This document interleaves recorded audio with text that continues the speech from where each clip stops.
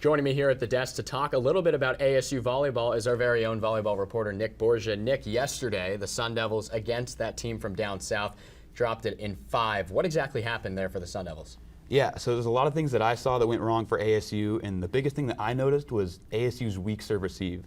This is interesting because we heard Coach Tomasevic say that passing wasn't really the issue.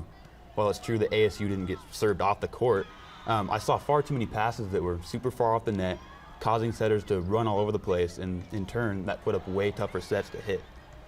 When a team's out of system like ASU was last night, they really only have 2 attackers that they can go to, and that's just not enough in the Pac-12. You got to have 4 attackers that are in system, in tempo, in rhythm, able to run a fast offense, and ASU didn't do that. On top of that, they missed 18 serves last night, Matt. That's like almost an entire set worth of points. So they got to clean up the service if they want any chance against their upcoming rival. So definitely some things for them to fix from what you noticed yesterday. Now talk to me a little bit about the positives. There must have been something that worked well for ASU. Yeah, my biggest takeaway, Claire Jeter.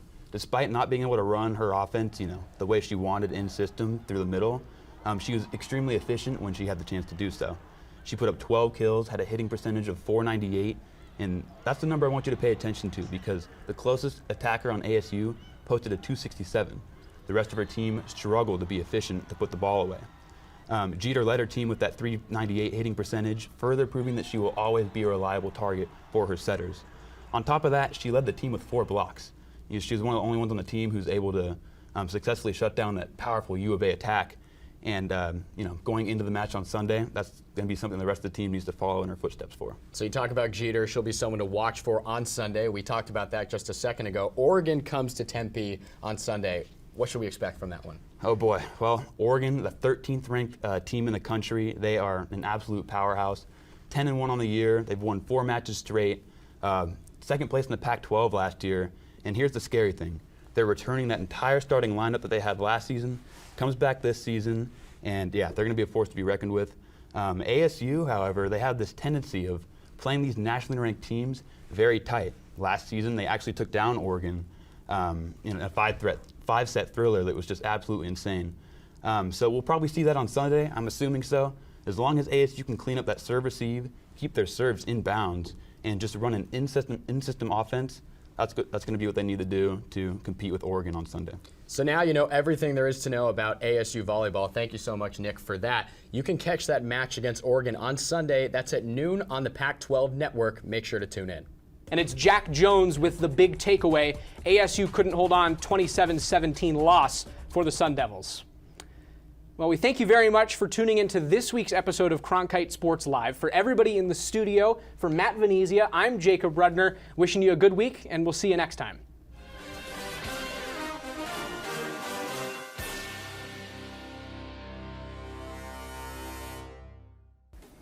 Thank you, Peyton, for that in-depth analysis on UCLA. We now bring in WCSN football reporter Hunter Hipple to talk about ASU. Before we talk about how ASU is going to attack that passing defense from UCLA, let's first look back on how they did against Colorado. Some might have said that was a desperate need for a win for ASU. How did they get that win against the Buffaloes? I think 2 things from that win really stood out. One, the blocking up front and from the receivers. Kellen Deesh was somebody that was a high-profile transfer from Texas A&M last year. I thought he played really, really well against Colorado, as did the entire offensive line. And it's kind of a steady Eddie group, and we knew that going into the year.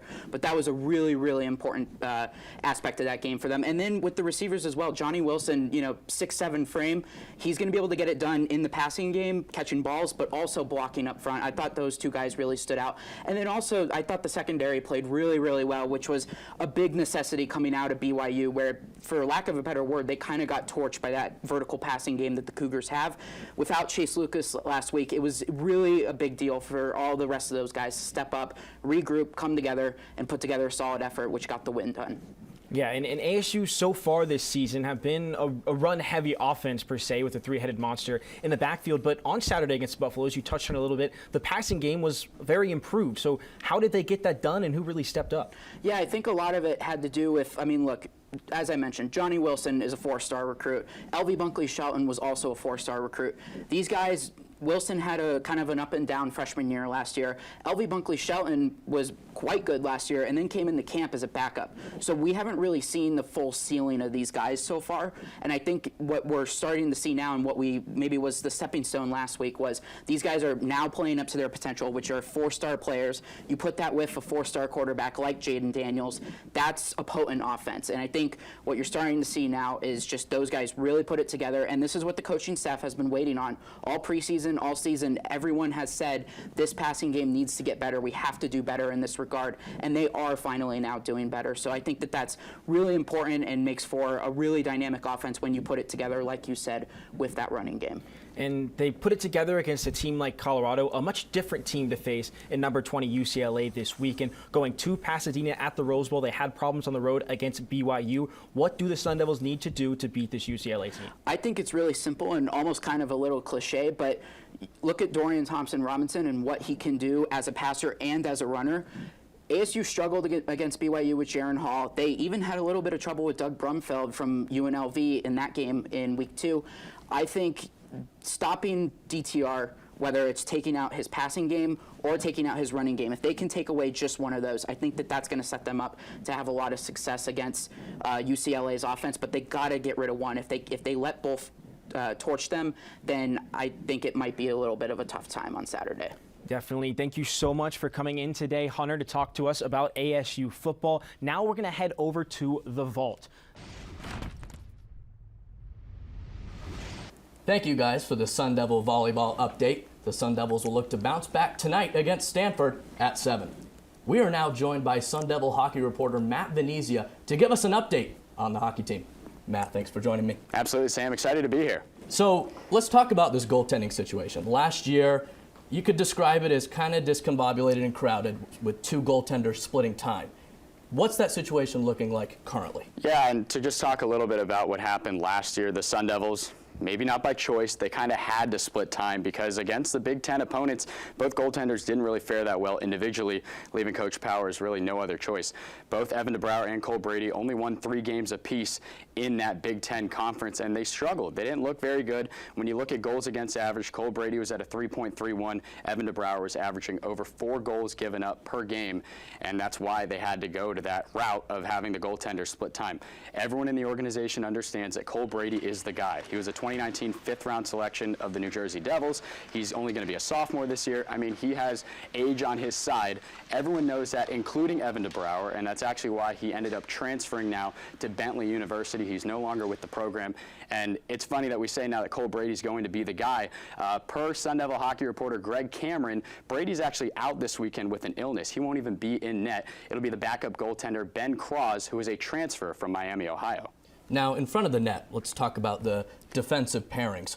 What's that situation looking like going into tomorrow's matchup? Well, a lot of the same guys that you saw last year on the blue line are going to be there again this year for Arizona State. Just to name a few, grad student and co-captain Jacob Wilson and juniors Jack Judson will be there as well for Arizona State, just to name a few of the guys that we saw last year in the Big Ten.